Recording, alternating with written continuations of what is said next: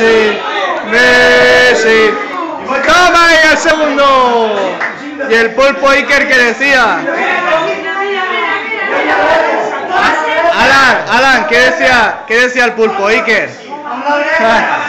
Que iba a ganar el Madrid. Toma ya. El Pulpo que decía. Con patata el Pulpo. El pulpo. Alan. Madridista, aquí no voti, Madridista, aquí no voti, Madridista, aquí no voti,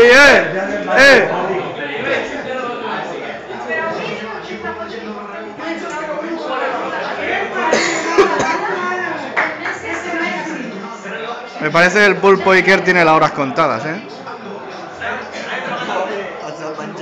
Sí.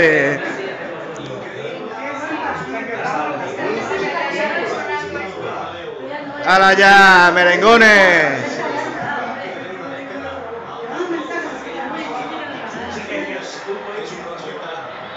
¡Hala, qué guarros, tú! Protesta el Casillas. Casillas protestando.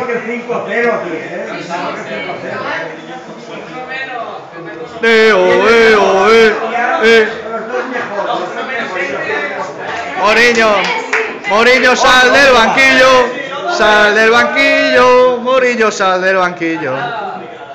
La gente se va. Que se vaya. La merda, home! La merda! Però és que aquesta llei que seria campió de Lliga guanyava l'Anxia. És vergonyós, això. És vergonyós. Otro. És que deia que guanyarem la Lliga, perquè va guanyar València per si. Desgraciat de merda. Els jugadors no tenen culpa. És tot un renou de poble. Volen renou de les emissores i tot. A canaletas. Los madridistas de la Plaza Sports, ¿dónde estarán ahora? Vamos a invadirla nosotros ahora, los culés. Sergi Roberto, ahí está.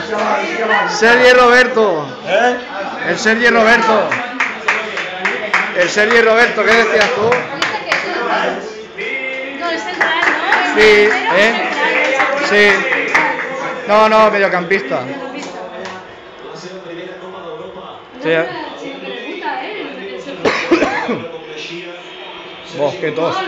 Qué meada, con la Copa de Valencia. ¿Cuánto ha añadido? 2. Que guanyaria la Lliga, Han dit que guanyaria la Lliga, deia.